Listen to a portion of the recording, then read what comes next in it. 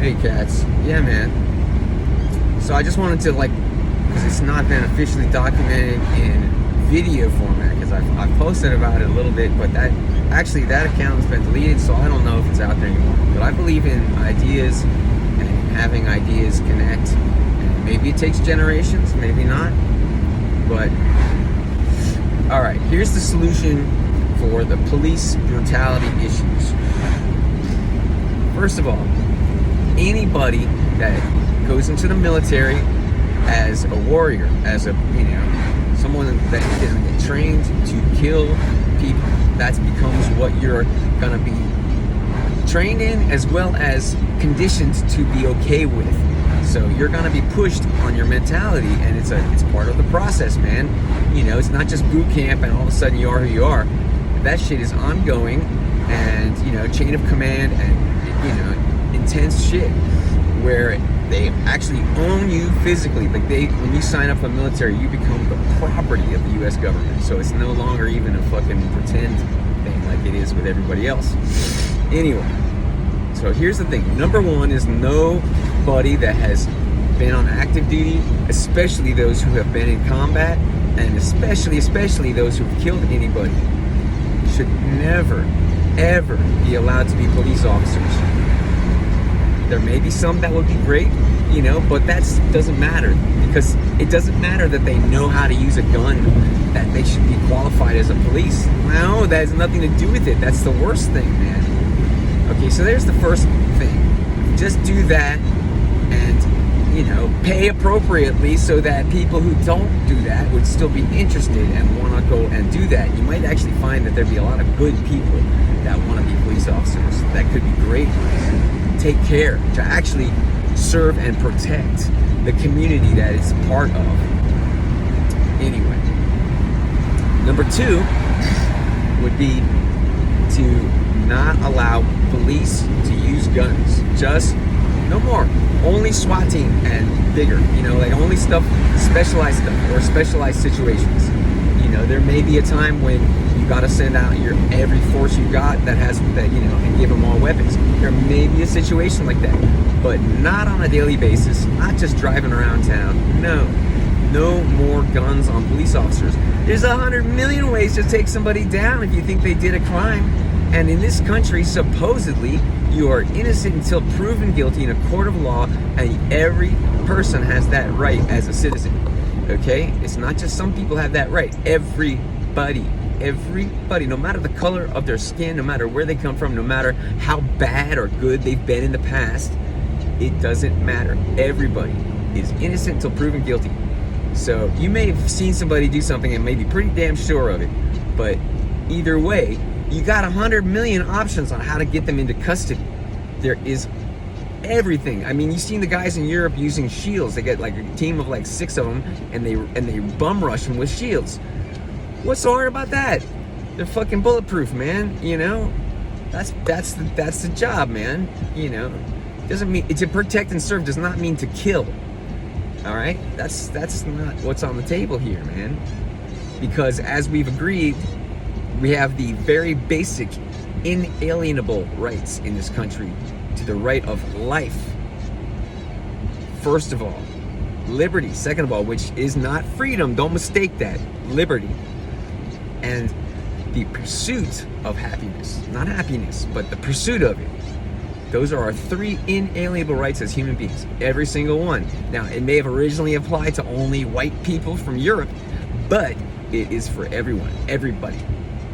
So that's the second thing, is that no guns in the police force, okay? And then the third part is close down the fucking private prisons. Get done with it. Because right now what's happening is those private prisons get paid to keep them full, and there's all kinds of backside payoff shit to make sure that we keep the quotas and filled and blah-da-da, and man, it's fucked up, okay? It's basically an extension of slavery directly, because with the way that we have this war on drugs, for instance, so what the last results that I heard, and it was before COVID, may have changed since then, I don't know, but it was before COVID, but I read governmental records showing the different types of inmates, where they are, etc. So 50% of inmates in America, and first of all, we're the highest country of custody anywhere, like by fucking miles. So of our prison system, half the people, half are for nonviolent drug crimes. Do you understand that? It means that they were either buying or selling something to fucking make this world a little bit easier to deal with, okay? You know? And some people need it for different reasons. There's some people that take certain drugs as a utility to be able to accomplish certain things, you know? It's just the way it is. The same as anything you get prescribed. There's just certain things that became illegal back in the day because of territorial rights. It was given like, okay, you guys can control that, but we're gonna get to keep this. And it was agreed on, everybody did it. So it's just been, you know, that's where the fucking cartels come out of, man. It's not fucking like, yeah. Anyway, listen, so close the fucking private, okay, wait a minute, back up. All right, so the 50% thing, 50% of the population are for nonviolent drug crimes. Now, of those 50%, now check this out, 96%, 96% are African American, okay? I've bought drugs from just as many white people as I have black or otherwise. Trust me, it ain't just them, not 96%, okay? And it's just bullshit anyway. It's all bullshit. You got people fucking serving 20 plus years for like holding on weed and shit back in the day. You know, so now that it's becoming legal, the states are having to deal with, oh, how do we say sorry now? You know, what a fucking bunch of bullshit, man. It's a plant that grows in the ground. And if you're like a right winger and you love Jesus Christ in your life the way that, you know, that you've been accustomed to, well, no, in the Bible, in the New Testament, actually not in the New Testament, in Genesis, it tells us that all seed-bearing plants are ours to use as we will, okay? So fucking God said it was okay, man. Chill. Use whatever you want to use. Just be responsible to yourself. And as long as it doesn't hurt anybody else than yourself, if it does that, maybe it helps. Certain things like marijuana are very medicinal for a lot of things. Cocaine is even medicinal, man. I mean, hospitals still store it today as cocaine paste. It's in their fucking inventory. You know, I mean, I'm not saying that these things can't be bad if you overdo it and whatever, but that leads to addiction. And so you say, there's the problem, is addiction, right? But if all these things were legal, you know, so there's the fourth part. This is getting a little bit more on the extreme side. I understand, but I still think it's important, is legalize or stop making illegal all drugs, all of them, except for the few that maybe would be something that you could take and the majority of times you're gonna hurt somebody or go berserk and just go, you know, hurt property or whatever. You know, so maybe those should stay under wraps, but everything else should be freaking legal. Legal. Let it be taxed, who the fuck cares? But make sure that it's good quality, you know, and that it's readily available. Like, weed should be the same price as fucking lettuce in the grocery store. You want a head of lettuce, you want a pound of weed, you know, $1. You know, that's where we should be at. Growers should be making the similar types of things, or everybody should be paying fucking $6,000 for a fucking bag of lettuce. Whatever, it grows out of the ground. That's it. Okay, same thing. It's the same thing as lettuce. So if it was readily available and it was cheap in the stores, just like everything else is, you know, what difference does it matter if you become addicted or not? Now, if it takes over your life where all you can do, whoa, hey, easy now, where all you can do is just run to the store every 5 seconds, you know, maybe you need some help.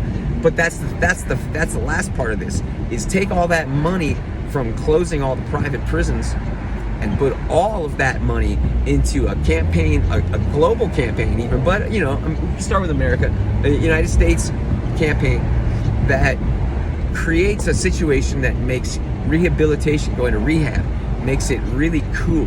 There's no stigma at all, and it's not at all a bad thing or a negative thing at all. It's just like where cool people go to chill when life gets crazy and you just need some time out, you know, and it's free and open to everybody. And, you know, maybe they have drug vending machines in the lobby, I don't know, man, but like the point of it is just that it's not the thing that you come out of and everyone doesn't want to talk to you because they're like, oh shit, and then you got to separate from all your friends because you know, you might get re-addicted and da da da. Make it actually wholesome, where you really learn about yourself, man. Take people on fucking, you know, ayahuasca missions and shit, and like, you know, really help people figure out who they are and what their purpose is here. Because if every person on the planet could find their own genius that every baby is born with, that's what we talked about many times, is that every baby is born two things: good and with the ability of genius. If they can find it, and they find the thing that they connect with that makes them want to stay up all night, every night, figuring out what this amazing thing is and how to do it. You know, that's what happened to me with music and the saxophone, and later is lesser amounts with other things.